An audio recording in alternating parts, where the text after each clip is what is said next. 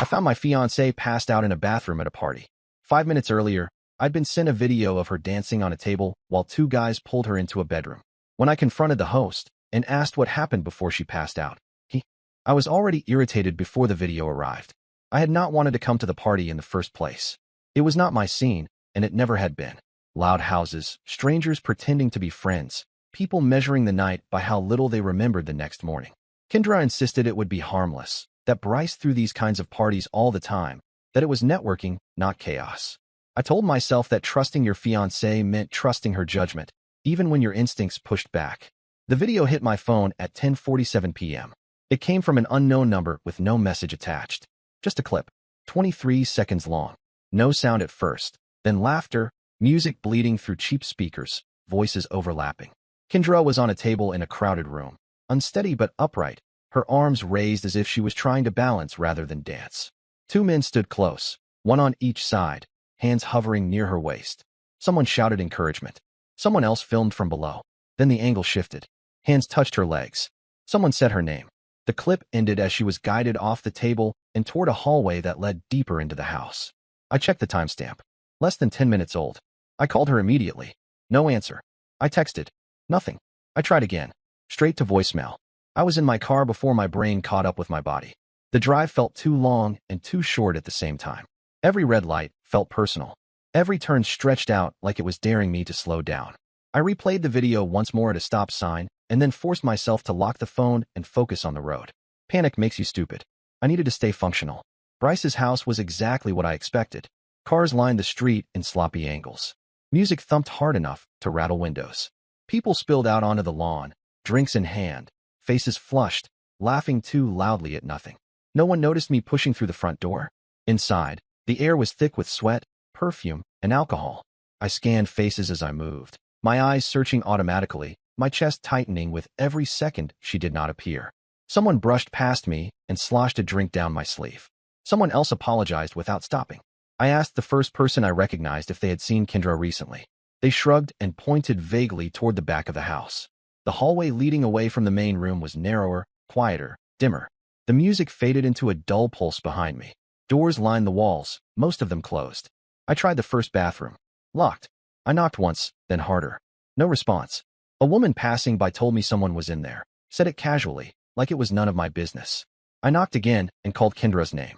Nothing. I pushed harder, forcing the cheap lock until it gave way with a sharp crack. The door swung open and hit the wall. Kendra was on the floor. She was slumped against the bathtub, one arm twisted awkwardly beneath her, hair stuck to her face. Her eyes were closed. Her breathing was shallow but steady. The first thing I felt was relief, so sharp it made my knees weak. The second was fear that followed immediately after, colder and heavier. I dropped to the floor beside her and checked her pulse, my hands shaking despite my effort to steady them. It was there. Fast, but there. Her skin was clammy. She smelled like alcohol, but not overwhelmingly so. I had seen her drunk before. This was different. Her phone was not in her hands. Her purse was not anywhere in the bathroom. The small window above the tub was cracked open even though it was cold outside. People started gathering in the hallway. Someone asked if everything was okay.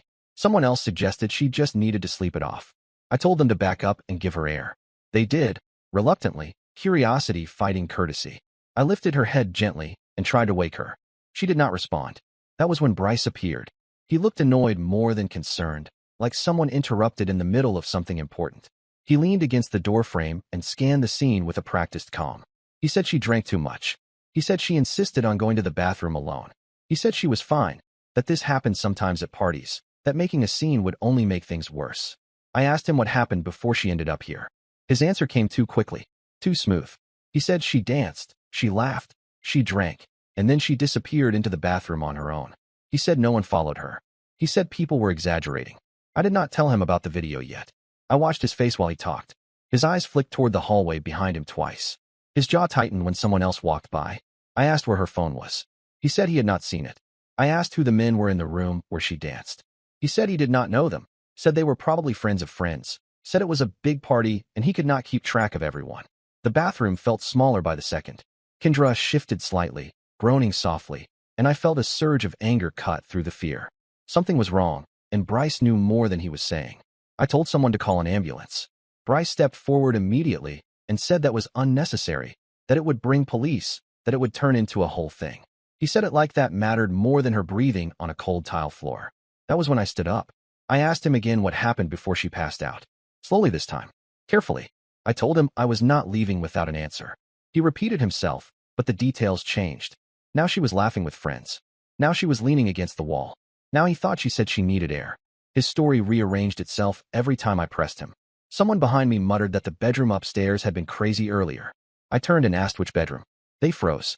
Another person cut in and said nothing happened, said people were just talking, said the night was being blown out of proportion. Too many voices, too much overlap, too much defensiveness. I remembered the video. I pulled out my phone and played it without saying a word. I watched Bryce's face instead of the screen. The color drained from his cheeks by the time the clip ended. He forced a laugh that sounded wrong even to his own ears. He said that video did not show anything serious. He said she was having fun. He said people film everything now and it gets misinterpreted. I asked where the bedroom from the video was. He hesitated. That was enough. I moved past him and up the stairs. He followed, protesting, saying I was overreacting, saying I was invading privacy, saying I needed to calm down. People watched from below, phones half raised, unsure whether this was entertainment or something they should step away from. The bedroom door at the end of the hall was open. The room was empty. Too empty. The bed had no sheets. The mattress was bare. A trash bag sat by the door, tied shut. The air smelled faintly of cleaner, sharp and out of place in a house that otherwise smelled like alcohol and sweat. The window was open wide, letting cold air rush in. I stood there, my stomach dropping as the pieces aligned too cleanly. I asked Bryce why this room looked like it had already been reset. He said he cleaned earlier. He said someone spilled a drink. He said he liked keeping things tidy. That was when someone downstairs shouted that one of the guys from earlier had already left. I looked back at the bed, the missing sheets, the bag of trash, the open window, and then at Bryce's face, pale and tight with something that was no longer irritation. 5 minutes earlier, my fiancée had been dancing on a table. Now the room where she was taken had been erased, and I realized I was standing inside a lie that had been prepared before I ever arrived. The bedroom stayed quiet behind me, but the noise downstairs crept back in as soon as I stepped into the hallway. Music resumed its steady thump, laughter returned in uneven bursts, and the party tried to continue as if nothing had happened. That contrast made everything worse. It was like watching people dance around a house fire because the flames had not reached them yet. Bryce followed me down the stairs, his hand hovering near my elbow without touching it, talking fast and low. He said he understood why I was upset. He said situations looked worse than they were in videos. He said nothing crossed any lines, and that Kendra was safe. Every sentence sounded rehearsed, like he had practiced calming people down before. I ignored him and went straight back to the bathroom. Kendra was still unconscious, but her breathing had changed. Shorter, uneven. I knelt beside her again, checking her pulse for the second time. It was still there, but it did not feel steady enough to reassure me. Someone handed me a glass of water, as if hydration solved everything. I told them to get out. I pulled my phone out again and looked at the video more carefully. I had focused on Kendra before. Now I watched the edges, the hands, the doorway, the shadows moving behind her. The men did not look drunk in the same way she did. They were upright, coordinated, comfortable. I asked the people lingering nearby who had filmed it. No one answered. I asked who sent it. Silence again. Someone finally said it might have been a friend of a friend, said people sent things all the time without thinking. That answer landed wrong. You do not accidentally send a video like that to the person engaged to the woman being filmed. That was a decision. I stood up and scanned the room. Faces turned away quickly. Drinks lifted to mouths. Conversations restarted in forced tones. People knew something and did not want to be the one who said it first. I pointed to a man leaning against the wall who looked less drunk than the rest and asked if he had seen what happened earlier. He hesitated, glanced at Bryce, then said Kendra arrived already tipsy and wanted to have fun. I asked how he knew that. He said she said it herself. I asked someone else. They said she was fine when she got there. Another person said she barely drank. Another said she drank too fast. The timeline bent differently, depending on who was talking. I asked who brought her upstairs. No one could give a straight answer. Bryce cut in again and said people were confused, that memories got unreliable at parties, that this was turning into a witch hunt. I told him that was not his call to make. I asked him directly why her phone was missing. He said people lose phones all the time. I asked why it was powered off when I later found it wedged behind cereal boxes in the kitchen cabinet, tucked far enough back that it would not be seen accidentally. When I turned it on, the battery was still over half full. Someone had powered it down deliberately. The screen lit up with missed calls and messages. Mine sat at the top. Underneath, I saw notifications that disappeared as soon as the phone fully booted. Messages deleted. Photos removed.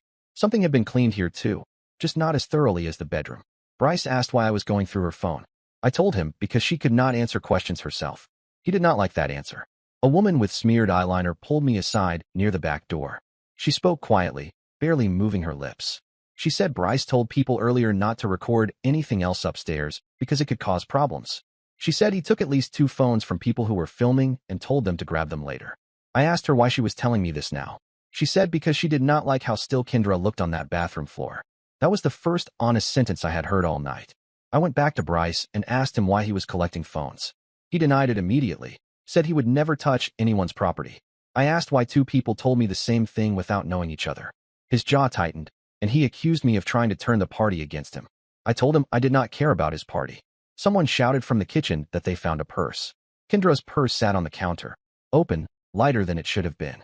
Her wallet was inside. Her keys were there. Her phone had been removed. Inside the purse, folded once, was a piece of paper. Not a note. A receipt from earlier that evening for drinks purchased at a gas station across town. The timestamp put it less than an hour before the party started. I recognized one of the names on the receipt because it matched the username attached to the video file I had been sent. I walked outside to get air, my chest tight, my thoughts racing faster than I could organize them. The cold hit me hard, sharp enough to ground me for a moment. I needed clarity, not adrenaline. Across the street, the convenience store glowed under fluorescent lights. On impulse, I crossed the road and walked inside. I bought nothing. I just asked the clerk if their cameras worked. They did. I explained that I was trying to figure out what happened to someone earlier and asked if they could check footage from about an hour ago. The clerk hesitated but agreed after I told them police were likely coming anyway. The screen flickered through timestamps. There they were. Bryce stood at the counter with one of the men from the video. They were laughing. Relaxed. Not strangers. The man paid for drinks while Bryce leaned close, pointing at something on his phone. The timestamp matched the receipt exactly. I took a photo of the screen with permission and walked back outside, my hands steady now in a way they had not been all night. When I returned to the house, the mood had shifted. The music was lower.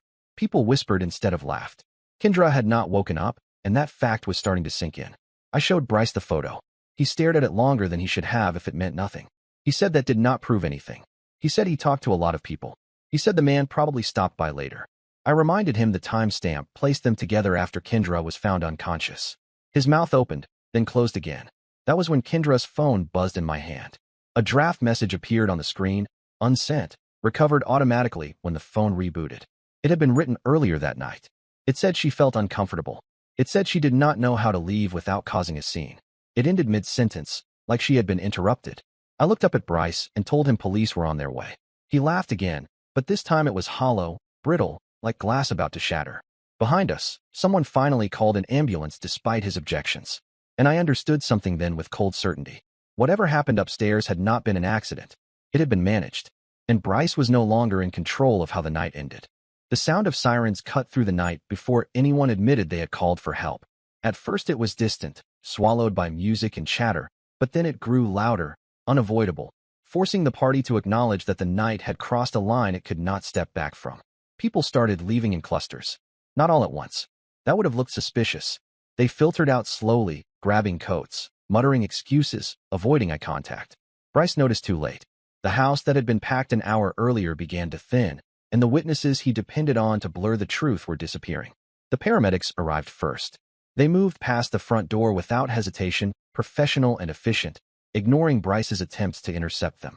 I led them to the bathroom, stepping aside as they knelt beside Kendra. They asked when she was last conscious. No one answered clearly. They asked what she had consumed. Everyone suddenly spoke at once, each version different from the last. One paramedic checked her pupils and frowned.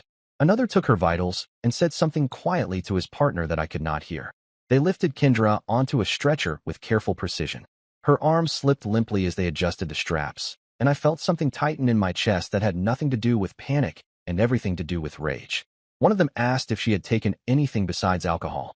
Bryce answered too quickly and said no. The paramedic looked at him, then at me, then repeated the question more slowly. I told them I did not know. That honesty landed heavier than Bryce's certainty. While they worked, a police cruiser pulled up outside, lights flashing but sirens off. 2 officers stepped into the house, scanning the scene with trained eyes. The music was finally off. The house felt hollow without it, stripped down to stained carpets and scuffed walls that suddenly looked less like a party space and more like a place where mistakes had been made. One officer asked who lived there. Bryce raised his hand reluctantly. They asked who found Kendra. I stepped forward. They asked where she had been before the bathroom. No one volunteered an answer. The silence stretched until it became uncomfortable and then dangerous. I told them about the video. I showed them the clip, the timestamp, the unknown number it came from. I told them about the bedroom upstairs, the missing sheets, the trash bag, the open window, the phone hidden in the kitchen cabinet. I did not speculate. I did not dramatize. I stated facts in the order I discovered them. The officers listened without interrupting. Bryce stood nearby, arms crossed, jaw set, his confidence leaking away in small, visible cracks. One officer asked if anyone had seen Bryce with the men from the video earlier that night. A few heads shook automatically. Then one stopped. A young man near the staircase shifted his weight and looked at the floor. He said Bryce knew them. He said Bryce brought them to the party. He said Bryce told them they were cool and not to worry about filming earlier because it was just fun. Bryce snapped at him to shut up. The officer raised a hand and told Bryce to step back. Another guest spoke up, then another. Not loudly, not dramatically. The truth rarely arrives that way. It came in pieces. A comment here, a correction there, a quiet admission that Bryce had handed out pills earlier in the night, calling them party favors and telling people to pace themselves. Someone said they saw Kendra take one after being encouraged. Someone else said Bryce joked that she could handle it. Bryce denied everything. The officers asked him if he had any substances on him or in the house. He refused consent for a search. They told him they did not need it anymore. By the time the ambulance doors closed and Kendra was driven away, the house was no longer Bryce's domain. Officers moved room to room, taking photos, sealing trash bags, collecting discarded cups. The bedroom upstairs was photographed exactly as I had found it, bare mattress and all. An officer asked me to walk them through the timeline again. As I spoke, something clicked into place that I had been circling all night without naming. The video had not been filmed accidentally. It had been framed. Kendra was centered, elevated, lit by phone screens. The men were positioned. The angle was deliberate. Someone wanted proof. Not of a party. Of vulnerability. I said this aloud, carefully, and watched the officer's expression change slightly. He asked who might benefit from recording something like that. I said I did not know, but I knew who benefited from cleaning it up. They separated Bryce from the rest of us. I watched him argue, watched him gesture toward the crowd as if popularity could shield him. It did not. The officers took his phone and stepped aside with it. Bryce's shoulders sagged in a way that had nothing to do with anger and everything to do with calculation failing. One officer returned and asked if I recognized a video deleted from Bryce's device. He turned the screen toward me. It was not the same clip I received. This one was longer. It showed the bedroom from earlier in the night. Kendra was on the bed, sitting upright, her movements slow and unfocused. Bryce stood near the door, laughing. One of the men joked about locking it for privacy. Bryce did it himself, grinning as the latch clicked into place. The video ended seconds later. I did not feel shock. I felt confirmation. The officer asked me when I had last seen Kendra fully aware. I told him before we arrived at the party. That answer echoed in the room like an accusation no one wanted to claim. They placed Bryce in handcuffs quietly, efficiently, without ceremony. He protested, said this was being blown out of proportion, said nothing illegal happened, said everyone was overreacting. His voice rose as he realized no one was listening anymore. As they led him outside, someone finally admitted they sent the original video. A woman stepped forward, shaking, eyes red. She said she panicked. She said she did not know what to do when she realized how bad it looked. She said she thought sending it to me would force someone to intervene. She said Bryce told her to delete everything and forget it happened. The officers took her statement. The house emptied completely after that. Silence replaced chaos. The night felt heavier without witnesses, like the truth finally had room to settle. At the hospital, hours later, a doctor told me Kendra's blood alcohol level did not match the amount of alcohol witnesses claimed she consumed. He said they found additional substances in her system. He said they were consistent with what people often call party favors. He said she was stable, but not out of danger yet. I sat in a plastic chair and stared at the wall while the weight of the night pressed down on me in a way adrenaline had kept at bay. I thought about the video again. About the decision to record. About the decision to send it. About the decision to clean a room instead of calling for help. Whatever Bryce told himself, this was not a misunderstanding. It was a sequence of choices. And by the time the sun began to rise, I knew the next part of the story would not belong to him anymore. Morning arrived without relief. The hospital hallway smelled like disinfectant and burnt coffee, the kind of neutral environment designed to strip emotion out of everything it touched. I had been sitting there long enough that the plastic chair had molded itself into my back. Nurses passed by with quiet efficiency, and every time footsteps slowed near me, my attention snapped forward. Kendra woke just after sunrise. Not fully, not clearly. Her eyes opened and closed again like she was testing the world rather than returning to it. A nurse asked her simple questions. Her name, the date, where she was. She answered some of them incorrectly and then drifted again.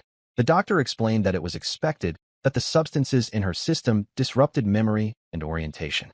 The word substances landed hard. I asked what would happen next. The doctor said tests, monitoring, documentation. He said police would likely return to ask questions when she was able. He said recovery would take time, and the psychological impact could be unpredictable. There was no reassurance wrapped in his words. Just reality. A uniformed officer arrived mid-morning with a clipboard and calm eyes. He asked if I was willing to give a formal statement. I said yes without hesitation. We sat in a small consultation room where nothing echoed, not even anger. I went through the night again from the moment the video arrived to the moment Bryce was taken away. The officer asked clarifying questions, not leading ones. He wrote everything down. He told me Bryce was being held on multiple charges: unlawful distribution, obstruction, failure to render aid. He said additional charges were possible depending on toxicology results and what digital evidence uncovered. He said other names were being added to the file. I asked about the two men. He said they were located and brought in for questioning. He said one claimed he thought Kendra had consented to everything and left before she lost consciousness. He said the footage contradicted parts of that claim. He said truth had a way of surfacing when people realized their stories no longer matched. That was the first time I felt something like momentum. Over the next days, more information emerged in fragments. The house was searched formally. Bryce's devices were processed. Deleted files were recovered. Messages surfaced between Bryce and the men arranging the night, referring to guests as entertainment, using language that stripped people of individuality. It was transactional, casual, careless. Two other women came forward. One had attended a different party months earlier and left early after feeling unwell. Another said she woke up in Bryce's house, once with no memory of how she got there. Neither had filed reports at the time. Both recognized patterns when details became public. Bryce's name spread quickly. His business accounts were frozen pending investigation. Venues stopped returning his calls. Sponsors distanced themselves overnight. The same network that amplified his parties turned silent when risk replaced profit. Kendra was discharged a week later. She did not come home with me. That decision was not dramatic or explosive. It was slow and deliberate. We talked in the hospital cafeteria, voices low, sentences careful. She said she needed space that was not shared with memory. She said she needed to rebuild trust in herself before she could consider trust with anyone else. She said the night had altered how she saw safety, judgment, and choice. I listened. We did not argue. We did not accuse. We acknowledged that surviving something does not obligate you to preserve everything that existed before it. She moved in with her sister temporarily. I helped pack her things. We avoided the bedroom. We spoke about logistics. The future remained undefined, and that uncertainty was honest. Police interviews continued. I was called in twice more to clarify timelines and identify individuals. Each time, the process felt colder, more procedural, but no less heavy. Bryce's lawyer attempted to frame the night as chaotic, consensual, exaggerated by panic. The recovered footage weakened that narrative beyond repair. The video of Bryce locking the bedroom door became central. It showed intent. That single moment dismantled every argument that followed. The case moved forward. Not quickly. Real cases rarely do. But it moved. I attended one preliminary hearing and sat behind a row of people who looked like they had not slept well in weeks. Bryce did not look at me. His confidence was gone, replaced by something smaller and more defensive. The judge set conditions and scheduled further proceedings. The weight of consequence settled into the room like dust after a collapse. Public attention flared briefly, then shifted, as it always does. But within the community, Bryce's name did not recover. People remembered. People talked. Invitations dried up. The house went quiet. Months later, when everything was still unresolved but no longer raw, I received a message from the woman who sent the original video. She apologized without excuses. She said she still thought about that night and wondered what would have happened if she stayed silent. I told her the truth. Silence would have protected the wrong person. Kendra and I spoke occasionally. Not about reconciliation. About recovery. About therapy appointments and court dates and the strange exhaustion that follows trauma long after the adrenaline fades. We supported each other without forcing the shape of what that support meant. The party was over. The damage was not erased. But the lie that had been prepared that night never held. Because someone sent a video. Because I did not leave when told it was nothing. Because a room was cleaned too quickly. Because truth, once documented, does not disappear as easily as trash bags and missing sheets. And because real life does not reset after the music stops. It continues. With consequences.